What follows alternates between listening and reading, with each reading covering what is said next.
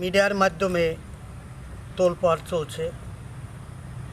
বাংলাদেশ চলচ্চিত্র শিল্পী সমিতি এবং 18টি সংগঠনের মধ্যে একটি ঘটনা বা একটা বিষয় নিয়ে কানাঘুষা চলছে। বিষয়টি নিয়ে অনেকে অনেক অভিমত প্রকাশ করেছেন। আমিও বাংলাদেশ চলচ্চিত্র শিল্পী সমিতির দপ্তর ও প্রচার সম্পাদক হিসাবে বর্তমান আমারও বক্তব্য কিছু আপনাদের মাঝে তুলে ধরার জন্য চেষ্টা করব। বাংলাদেশ চলচ্চিত্র শিল্পী সমিতি একটি স্বাধীন অরাজনৈতিক সামাজিক সংগঠন হিসাবে ইতিমধ্যেই দেশ এবং দেশের বাইরে একটি গুরুত্বপূর্ণ আলোচনায় চলে এসেছে। বিশেষ করে আমি এই সমিতিতে 2011 সাল থেকে একই পদে বারবার নির্বাচিত হয়েছি। এবার আমি বিনা প্রতিদ্বন্দ্বিতায় নির্বাচিত হয়েছি। এর আগে কোনোবার আমি সর্বোচ্চ ভোট পেয়েও নির্বাচিত হয়েছি। এখানে আমাদের এই সমিতির একটি সংবিধান আছে, গঠনতন্ত্র।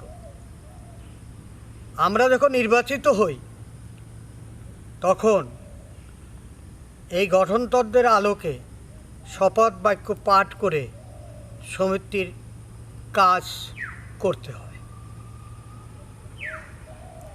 সমিতি পরিচালনা, সমিতির সদস্যদের, সম্মানিত সদস্যদের সহযোগিতা ইত্যাদি আমাদেরই এই কাজগুলো বিনা পারিশ্রমিকে করতে হয়। এইভাবেই আমরা শপথ নেই এবং কাজ করতে চেষ্টা করি। তারপরও সব কাজেই ভুল ত্রুটি থাকে, ভুল তো হয়ই। কাজের ফাঁকে হয়তো কোনো ভুল হতেও পারে যে আমাদের দৃষ্টিতে থাকে না বা আমরা খেয়াল করতে পারি না বা ভুল হয়ে যায়। এই গঠনতন্ত্র মোতাবেক আমাদের চলতে গিয়ে, গঠনতন্ত্র পালন করতে গিয়ে ছোট্ট একটি সংগঠন বাংলাদেশ চলচ্চিত্র শিল্পী সমিতি, কিন্তু এর ব্যাপ্তি অনেক বড়, ফোকাস দেশ ছাড়িয়েও বিদেশেও, সারা পৃথিবীব্যাপী। একমাত্র শিল্পীদের সরকারি স্বীকৃতিপ্রাপ্ত সংগঠন হলো বাংলাদেশ চলচ্চিত্র শিল্পী সমিতি। সেই হিসাবে এর নগণ্য কর্মী হিসাবে আমি সবসময় সততা নিষ্ঠার সাথে কাজ করতে চেষ্টা করি এবং এই সততা নিষ্ঠা একনিষ্ঠতা করতে হলে নিজেকে অনেক সময় বিতর্কে জড়িয়ে পড়তে হয়। মানে এক পক্ষর সমর্থন, যারা ন্যায়ের পথে তাদের সমর্থন করতে গিয়ে বিপক্ষ যারা, তাদের রোষানলে পড়তে হয়। এই রোষানল হিসাবে আমি ইতিপূর্বে ছবিতে অভিনয় করার থেকে পিছিয়ে আছি। বলতে গেলে একটা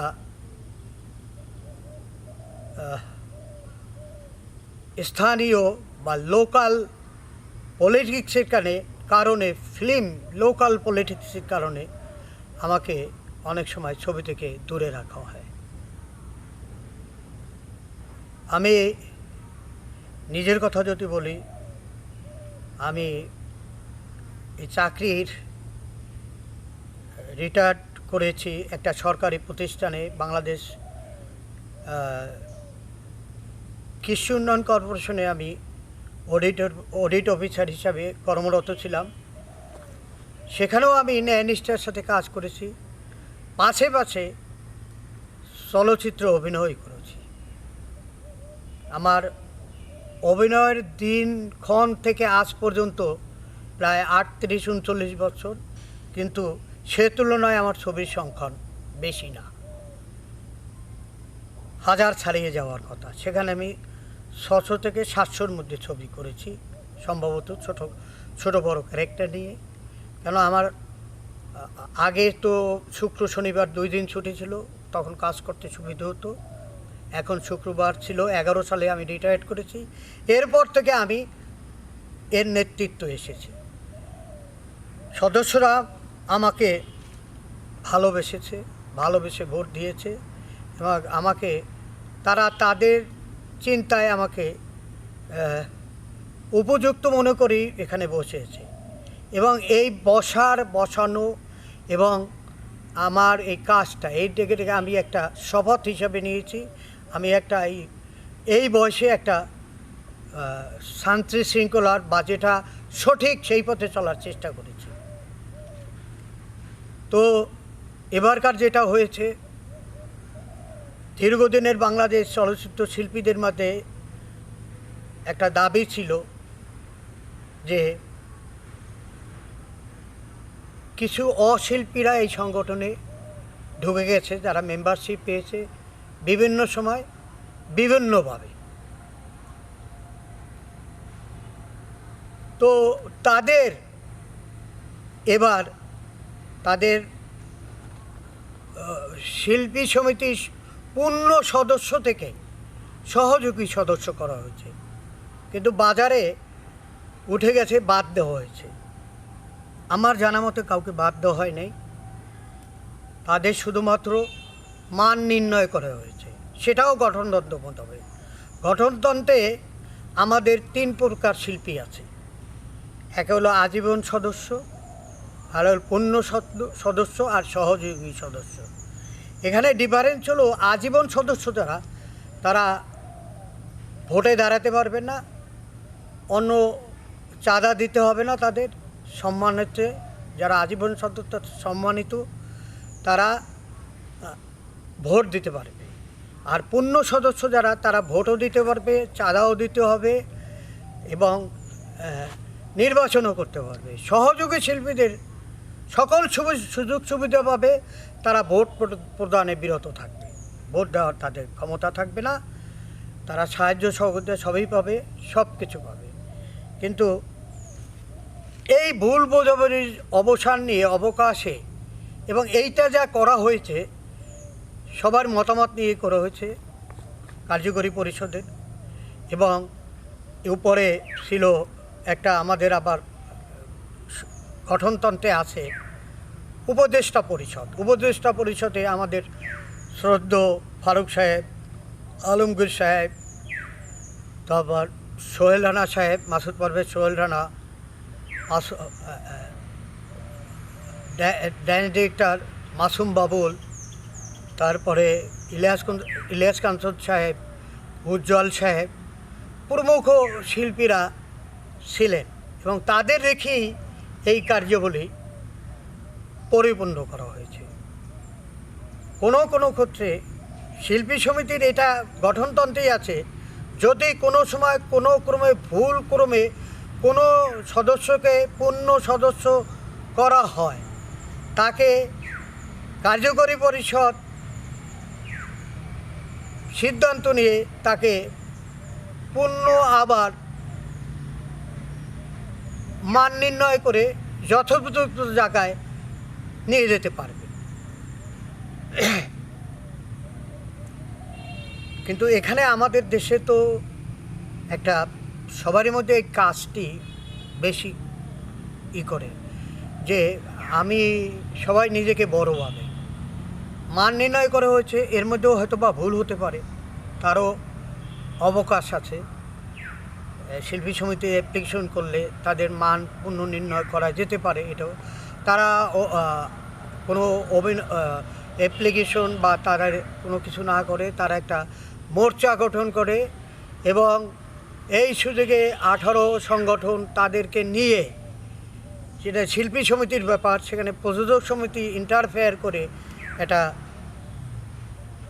গণ্ডগোলে পায়তারা করা হয়েছিল। এই ব্যাপারে উপদেষ্টা পরিষদ, কার্যকরী পরিষদ সকলে মিলেমিশে কাজ করলেও সমস্ত ব্যাপারটা গিয়ে দাঁড়িয়েছিল সাধারণ সম্পাদক জায়েদ খান এবং সাধারণ সভাপতি মিশা সাধকের উপর দায়িত্বটা তারা দিয়ে ইউটিউব, বিভিন্ন সংবাদ মাধ্যমে কিছু অযৌক্তিক কথাবার্তা বলতেছিলেন, যেগুলো একেবারেই ঠিক নয়। যাই হোক, এই শিল্পী সমিতি সব কিছুই আমরা বারবার মিটিং করে সব কিছুই আমরা বারবার ধৈর্য করে চেষ্টা করেছি অবলোকন। আমরা এর প্রতিবাদও করিনি, মাঠেও যাইনি। অবশেষে জিনিসটি এমন এক পর্যায়ে এসছে যে সাজানো রাজনৈতিক দলের মতো মিছিল, পিকেটিং এবং এমনকি প্রেস ক্লাবে মানববন্ধন, অনশন ইত্যাদির প্রোগ্রামের মধ্যে যাইতেছিল। কিন্তু এগুলা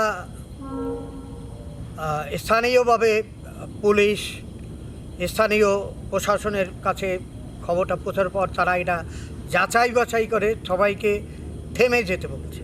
এবং এই থেমে যাওয়ার জন্য এই মুহূর্তে থেমেই আছে সব কিছু।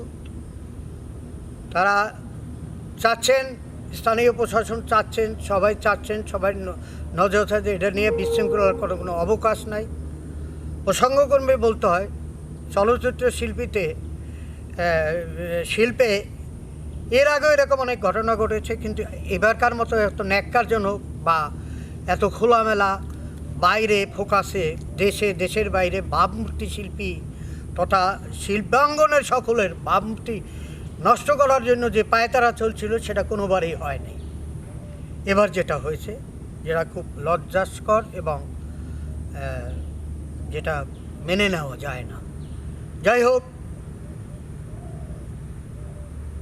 এখন একটা সুবাতাস বহার সময় এসছে।